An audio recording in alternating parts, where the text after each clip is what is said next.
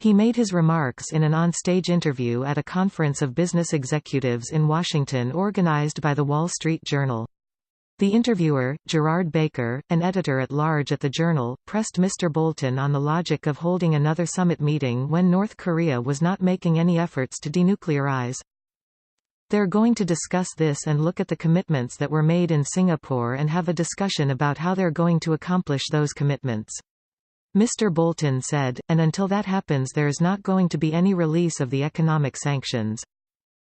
Jean H. Lee, a Korea analyst at the Wilson Center, said the United States would need to prepare carefully before the meeting to have a chance at making progress on those commitments. The Trump administration must be just as savvy and just as smart as the North Koreans are in the weeks leading up to the next summit if the goal is to come out of that meeting with concrete progress on denuclearization, and not just a propaganda win for Kim, she said. Mr. Bolton has consistently been more critical of North Korea than Mr. Trump or Mike Pompeo, the Secretary of State, who has been trying to restart stalled diplomatic efforts. In August, Mr. Bolton said, "North Korea has not taken the steps we feel are necessary to denuclearize."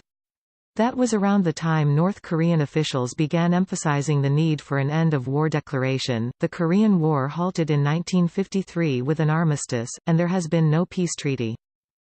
President Moon Jae-in of South Korea has agreed with Mr. Kim that such a declaration would be an important step, and South Korean officials have urged their American counterparts to support the move.